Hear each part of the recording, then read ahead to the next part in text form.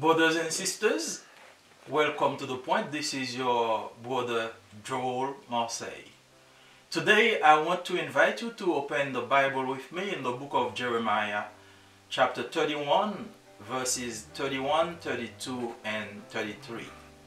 And we read, "The days are coming, declares the Lord, when I will make a new covenant with the people of Israel and with the people of Judah.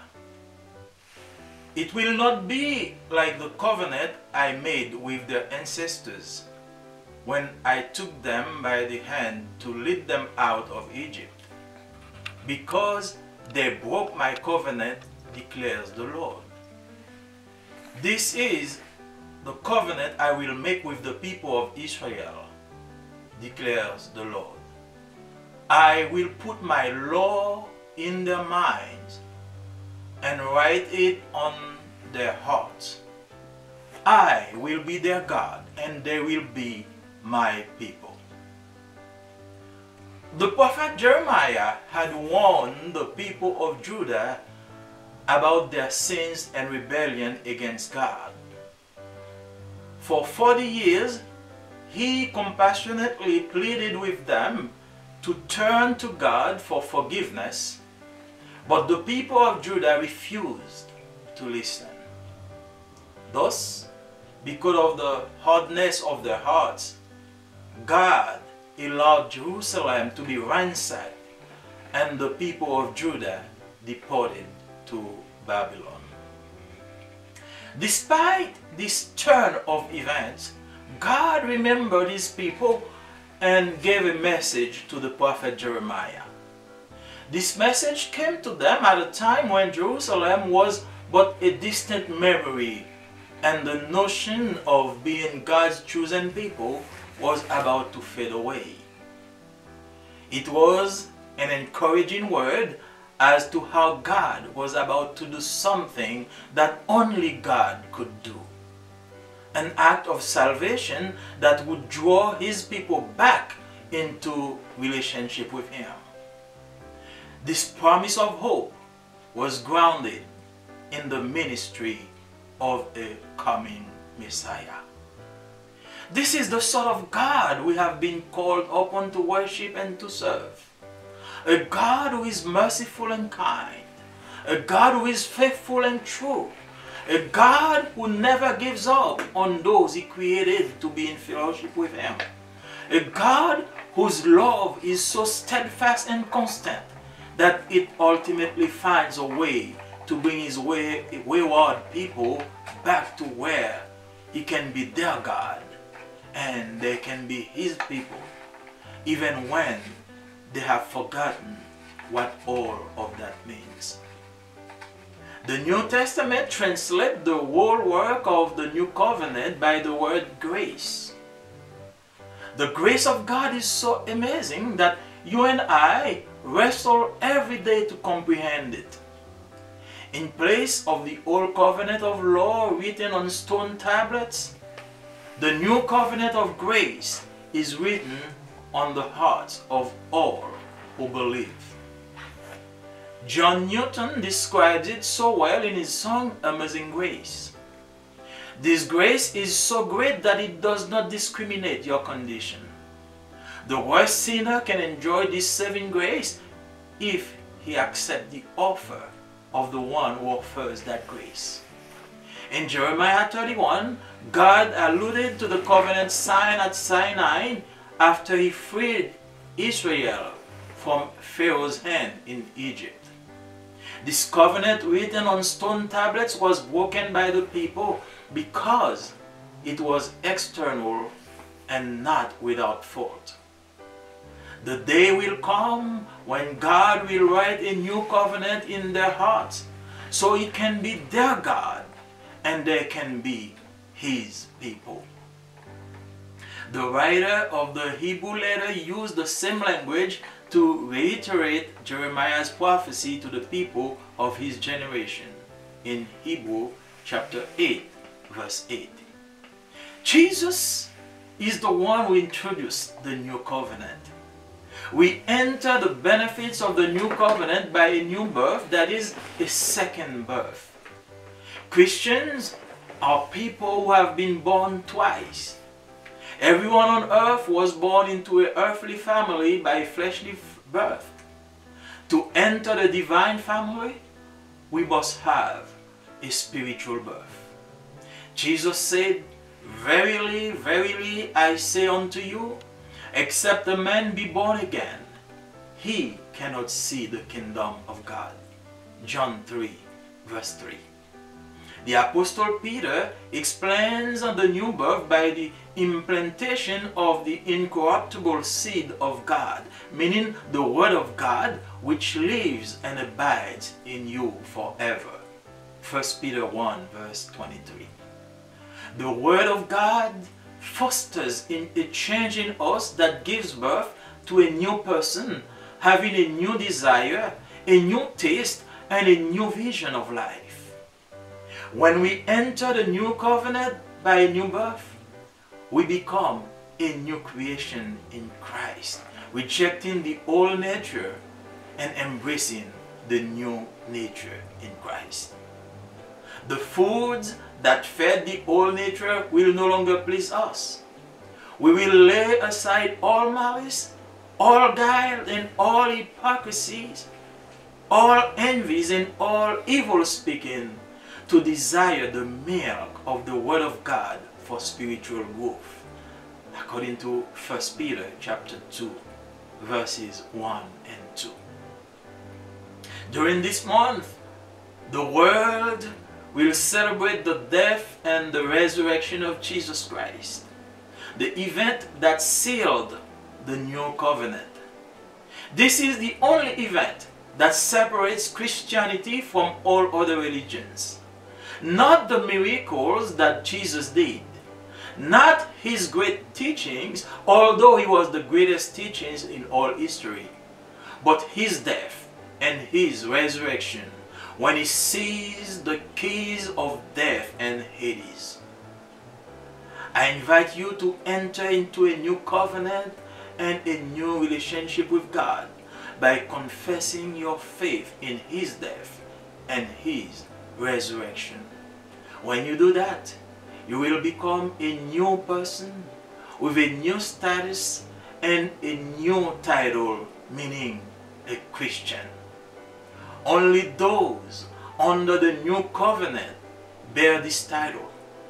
The Bible tells us that those who accepted Jesus were given this title for the first time at Antioch, according to Acts chapter 11, verse 26. You see, Jesus Christ is the head of the Christian family, and everyone born into this family takes the name of Christ. You do not become a Christian because you were born in the occidental part of the world, that means the western part of the world, or because you inherit your faith from your parents. You become a Christian when you acknowledge that Jesus is Christ, the Messiah, who came to redeem the world lost in sin. Hallelujah. He freely gave his life for us and rose again the third day victoriously. With this acknowledgement, you must confess your sins and surrender your life to him as your Savior and your Master. Right after this confession, right after this declaration, you become a brand new person with a new status and a new title, a Christian. Today, dear friend, I beseech you, turn away from your evil way. Enter into a new covenant with God right now, and you will acquire a new status, a new title, the title of Christian. Now I invite you wherever you are. Bow your head. Let's together pray and give thanks to the Lord for who he is, for the death he accepted for us, and the victory he has won for us in Jesus' name. Father God, in the name of Jesus, we approach before you in your sanctuary, and we give you glory and praise because you are God. Thank you for the new covenant by which we became Christian, because we have confessed our sin in the name of your Son Jesus Christ. Now, Father, we pray you for someone somewhere who listen and who hear your voice and have decided to confess his or her sins to you by accepting Jesus as their Savior and their Master. Please write their name in the book of life.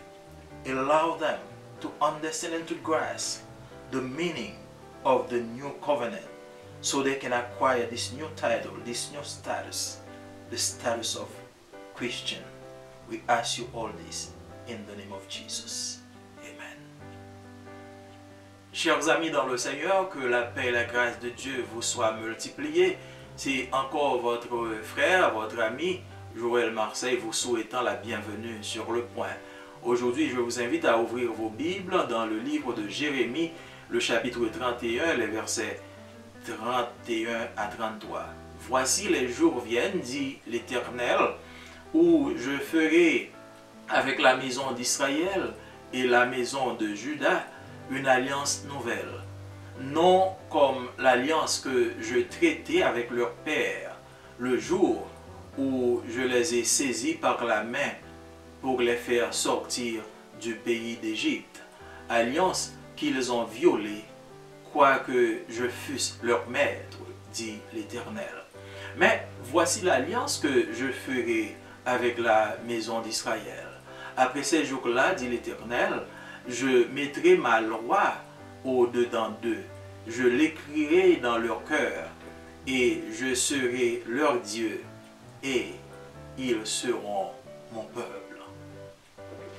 Le prophète Jérémie avait averti le peuple de Juda de ses péchés, de sa rébellion contre Dieu. Pendant 40 ans, il les implora avec compassion de se tourner vers Dieu pour obtenir pardon et miséricorde. Mais le peuple de Juda refusa d'écouter. Ainsi, à cause de l'endurcissement de leur cœur, Dieu permit que Jérusalem fût saccagée et détruite et que le peuple de Juda fut déporté à Babylone. Malgré cette terrible tournure des événements, Dieu s'est souvenu de son peuple et a donné un message au prophète Jérémie. Ce message leur était venu à une époque où Jérusalem n'était qu'un souvenir lointain et que la notion d'être le peuple élu de Dieu était sur le point de disparaître. C'était une parole encourageante, les instruisant sur la méthode que Dieu allait utiliser pour accomplir quelque chose que lui seul pouvait accomplir. Un acte de salut qui ramènerait son peuple dans une relation avec lui. Cette promesse d'espérance était fondée sur le ministère d'un Messie à venir. C'est ce Dieu que nous sommes tous appelés à adorer et servir. Un Dieu qui est miséricordieux et compatissant. Un Dieu qui est fidèle et vrai. Un Dieu qui n'abandonne jamais ceux qu'il a créés pour être en communion avec lui. Un Dieu dont l'amour est si inébranlable et si constant qu'il trouve finalement un moyen de ramener son peuple égaré au point où il peut être leur Dieu et où ils peuvent être son peuple, même lorsqu'ils ont oublié ce que tout cela signifie.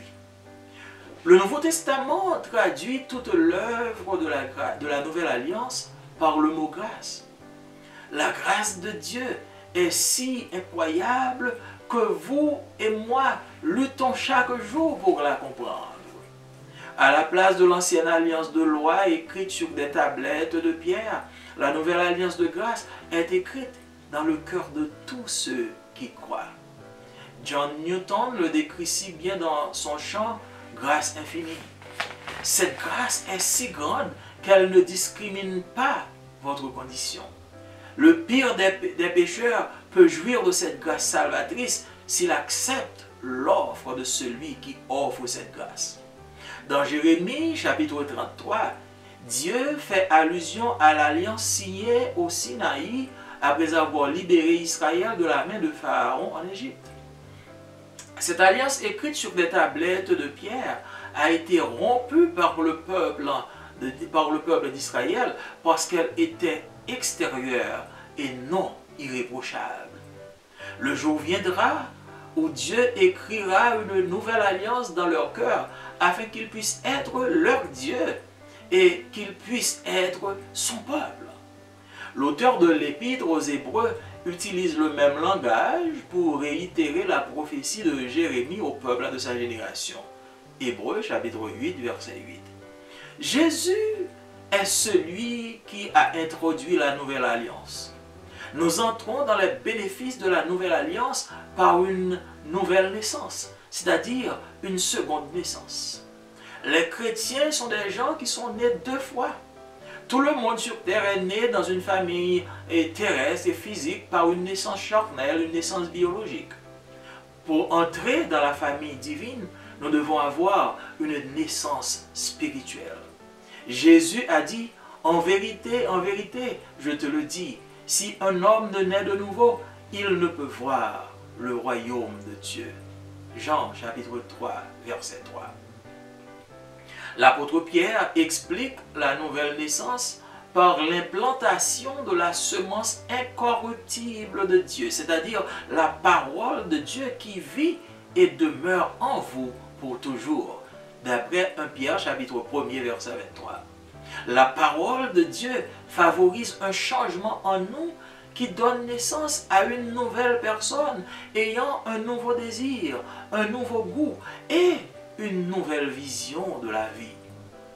Lorsque nous entrons dans la nouvelle naissance, dans la nouvelle alliance par une nouvelle naissance, nous devenons une nouvelle créature en Christ, rejetant l'ancienne nature et embrassant la nature nouvelle. Les aliments qui nourrissaient l'ancienne nature ne nous plairont plus. Nous mettrons de côté toute méchanceté et toute ruse, toute hypocrisie et toute envie et toute mauvaise parole pour désirer le lait de la parole de Dieu pour la croissance spirituelle. Nous parodions 1 Pierre chapitre 2, les versets 1 et 2. Au cours de ce mois, le monde célébrera la mort et la résurrection de Jésus, l'événement qui a scellé la nouvelle alliance. C'est le seul événement qui sépare le christianisme de toutes les autres religions. Pas les miracles que Jésus a faits, pas ses grands enseignements, bien qu'il fût le plus grand enseignant de l'histoire, mais sa mort et sa résurrection quand il a saisi les clés de la mort et du séjour des morts. Je vous invite à entrer dans une nouvelle alliance et une nouvelle relation avec Dieu en confessant votre foi en sa mort et en sa résurrection. Lorsque vous faites cela, vous deviendrez une nouvelle personne avec un nouveau statut et un nouveau titre, c'est-à-dire un chrétien. Seuls ceux sous la nouvelle alliance portent ce titre. La Bible nous dit que ceux qui ont accepté Jésus ont reçu ce titre pour la première fois à Antioche, d'après Actes des Apôtres, chapitre 11, verset 26. Vous voyez, Jésus est le chef de la famille chrétienne. Et toute personne née dans cette famille porte le nom de Christ. Vous ne devenez pas chrétien parce que vous êtes né dans cette partie occidentale du monde, c'est-à-dire la partie ouest du monde, ou parce que vous héritez votre foi de vos parents. Vous devenez chrétien lorsque vous reconnaissez que Jésus est Christ, le Messie qui est venu racheter le monde perdu dans le péché. Il a librement donné sa vie pour nous et est ressuscité victorieusement le troisième jour. Avec cette reconnaissance, vous confessez vos péchés et vous lui abandonnez votre vie en tant que votre sauveur et votre maître. Juste après cette déclaration, vous devenez une nouvelle personne avec un nouveau statut et un nouveau titre, c'est-à-dire un chrétien. Je vous en supplie aujourd'hui, chers amis, détournez-vous de votre mauvaise voie. Entrez dès maintenant dans une nouvelle alliance avec Dieu. Faisant ainsi, vous aurez une nouvelle situation, un nouveau statut, un nouveau titre, celui de chrétien. Là où vous êtes, je vous invite maintenant à vous courber, tandis qu'ensemble, nous allons dire merci à Dieu pour la nouvelle alliance.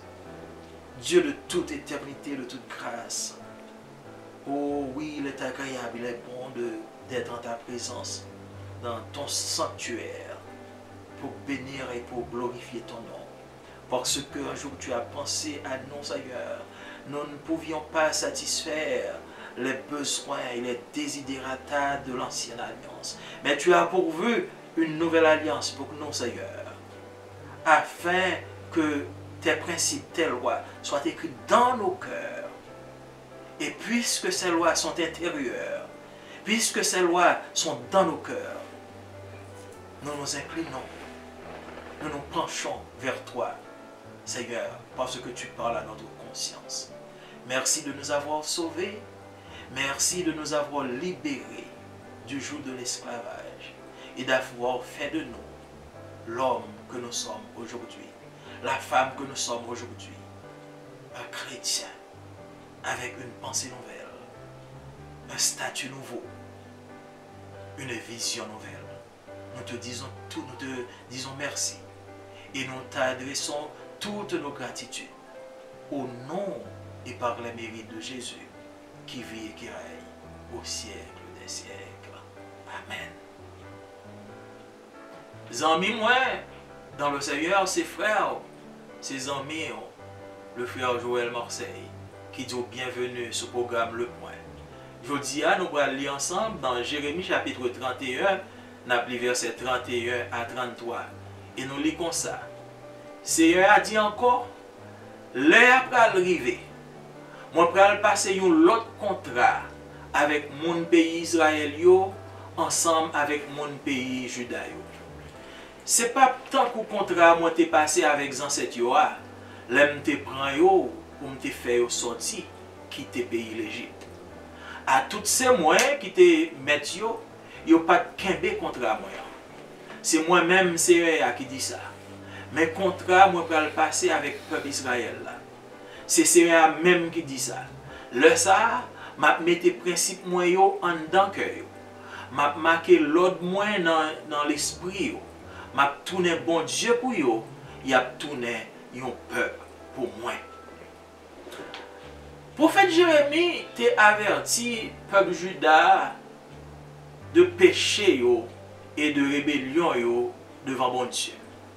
Pendant 40 ans, il t'a imploré avec compassion pour tourner vers bon Dieu afin d'être capable de joindre pardon et miséricorde. Mais le peuple Juda t'a refusé tenter. Donc, à cause de l'endurcissement de cœur, bon Dieu te permet que Jérusalem te détruit et que le peuple Juda te déporté à Babylone. Cependant, malgré terrible tournure événement ça te prend, bon Dieu pas jamais oublié le peuple. Il te voit un message à prophète Jérémie pour le peuple là. Message ça, il te venu le peuple là dans l'époque côté Jérusalem, pas même dans pensée encore. C'est ton souvenir très éloigné que le t'ayé. Et notion d'être le peuple élu de bon Dieu, t'es éloigné, t'es fané dans l'esprit. C'était une parole qui était très encourageante, qui était instruite sous méthode que bon Dieu va l'utiliser pour l'accomplir un bagage qui est merveilleux parmi eux. Un bagage que bon Dieu seul est capable d'accomplir. Un acte de salut qui va mener le peuple là dans relation avec bon Dieu encore. Pour mettre espérance ça, il était fondé sur le ministère d'un Messie qui va gagner pour le venir. C'est bon Dieu ça que moi-même avec nous appelé à servir et à adorer. Un bon Dieu qui a miséricorde, un bon Dieu qui a bonté, un bon Dieu qui est fidèle et qui est vrai, un bon Dieu qui n'a pas jamais abandonné le monde que le créé pour être en communion avec lui. Un bon Dieu, l'amour tellement inébranlable et tellement constant que toujours voit un moyen pour le mener peuple qui est égaré dans un point, dans une place côté que lui-même seul, il est capable bon Dieu et que lui-même seul, il est capable peuple même lorsque il ne pas comprendre qui ça signifie. Nouveau Testament, il traduit toute l'œuvre Nouvelle Alliance là, par un seul mot, la grâce. La grâce de Dieu est si incroyable, est si grand que moi-même avec, on a lutté chaque jour pour nous comprendre. Dans la place ancienne alliance qui était écrit sous table de pierre, nouvelle alliance, alliance de grâce, là, il est écrit dans que chaque monde. John Newton écrit très bien dans le chant que le relais grâce infinie. Grâce à lui tellement grand que ne pas faire discrimination de conditions. Moun qui plus mauvais péché qui a existé, il est capable de jouir de grâce s'il accepte offre moun ça qui offre grâce là. Dans Jérémie chapitre 31, bon Dieu fait allusion à l'alliance que il a signée dans le mont Sinaï après que il fin libéré Israël de la main de Pharaon en Égypte. Alliance ça a été écrit sur des tables de pierre. Mais alliance ça a été rompue par le peuple là. Parce que son alliance qui était extérieure, son alliance qui n'est pas parfaite. Joie, vini, ou bon Dieu, il peut écrire une nouvelle alliance dans le cœur, afin que le peuple ça, soit capable de peupler, et que lui-même est capable de bon Dieu. Auteur épître aux Hébreux, il utilise le même langage pour rappeler la prophétie Jérémie à peuple génération. Nous voyons ça dans Hébreux chapitre 8, verset 8. Jésus, c'est celui-là qui introduit la nouvelle alliance. Nous entrons dans le bénéfice de la nouvelle alliance par une nouvelle naissance, c'est-à-dire une deuxième naissance. Chrétien, c'est ça qui fait deux fois. Il y né deux fois. Tout le monde sur terre, il y né une seule fois dans la famille terrestre par une naissance naturelle, par une naissance charnelle. Mais pour entrer dans la famille, bon Dieu, ou doit gagner une naissance spirituelle. C'est ça que fait Jésus dit, en vérité, moi d'où ça, si un homme n'est pas né de nouveau, il n'est pas capable de royaume bon Dieu.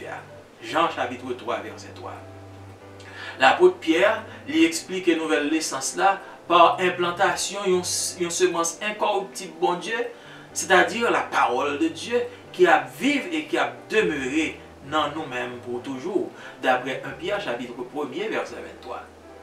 La parole de Dieu a favorisé un changement dans nous qui a donné naissance à une nouvelle personne qui gagne un nouveau désir, un nouveau goût, une nouvelle vision de la vie.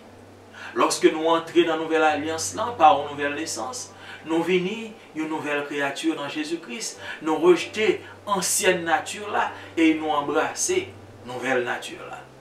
Manger qui t'a nourri ancienne nature là, ça n'a pas intéressé nous encore.